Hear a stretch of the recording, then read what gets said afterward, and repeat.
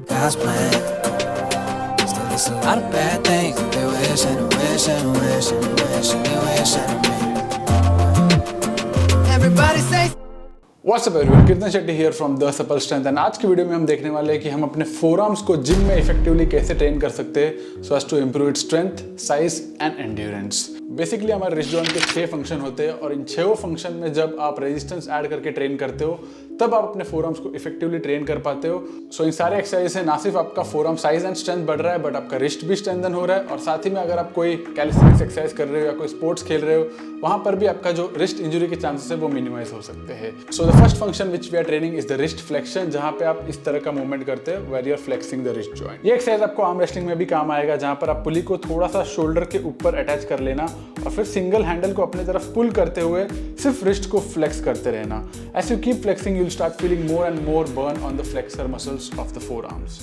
The second function is the wrist extension, जहाँ पे आपका रिस्ट इस तरह से ऊपर जाता है into extension movement। यहाँ पर आप किसी भी बारबेल पे एक मॉडरेट वेट लगाकर उसको अपने सामने की तरफ रोल करने के लिए ट्राई करना such that you get maximum wrist extension, और ऐसे करते रहोगे तो आपको इंटेंस बर्न फील होगा आपके एक्सटेंसर मसल्स पर। The third function is the radial deviation, जहाँ पे आप अपने रिस्ट को पहले न्यूट्रल रख सकते हो इस तरह से और फिर आपको थम्स को ऊपर पॉइंट कराना है। तो आप ये देख रहे हो छोटा सा movement, that's the radial deviation. So यहाँ पर facing the opposite side of the pulley station आपको पुली को ऊपर लगाते हुए बिना कोई हैंडल्स या फिर रोप यूज करते हुए थम्स को नीचे पॉइंटेड रखना है, एंड फिर अगेंस्ट द रेजिस्टेंस आपको थम्स को ऊपर पॉइंट करने के लिए ट्राई करना है, which is basically radial deviation. The fourth function is the ulnar deviation, जहाँ पे आप अपने रिस्ट को पहले न्यूट्रल रखते हो और फिर पिंकी को नीचे की तरफ पॉइंट करते हो। This is called as the ulnar deviation.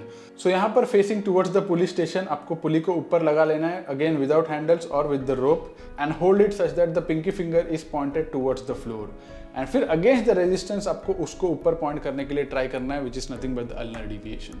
The fifth function is supination, मतलब कि आपका पाम्स आपके अपोजिट फेस कर रहा है और इसको रोटेट करके अपने तरफ फेस कराना इज नोन एज सुपिनेशन। सो यहाँ पर इस मूवमेंट में रेजिस्टेंस ऐड करने के लिए पुली को आप शोल्डर से थोड़ा ऊपर लगाकर उसमें एक रोप यूज कर सकते हो and hold it in a pronated grip.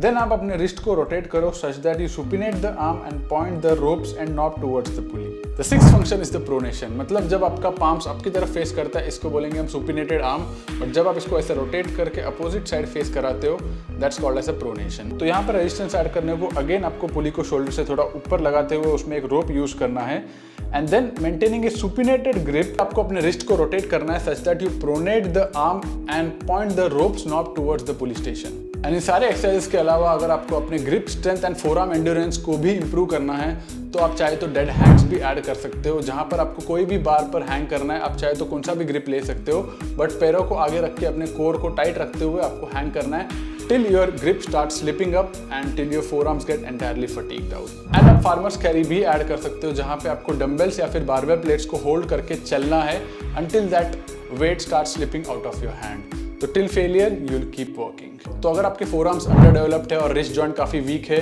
तो आप इन सारे एक्सरसाइज को एक अलग से डेडिकेटेड फोरआर्म डे के दिन भी परफॉर्म कर सकते हो for 3 sets at least 2 times a week, जहां पे आप अपने वेट्स को धीरे धीरे gradually week after week overload भी करोगे so that you keep on improving with your strength and the size. And अगर आप हार्ड गेनर नहीं हो और जस्ट थोड़े फोरआर्म एक्सरसाइजेस अपने रूटीन में इंक्लूड करना चाहते हो तो आप इन सारे एक्सरसाइजेस में से 2 एक्सरसाइजेस को अपने रेगुलर रूटीन के बाद कर सकते हो for 3 non consecutive days in a week, but इनको ओवरलोड करना बहुत जरूरी है। So I hope this exercises will help you in terms of gaining the forearm size and the strength.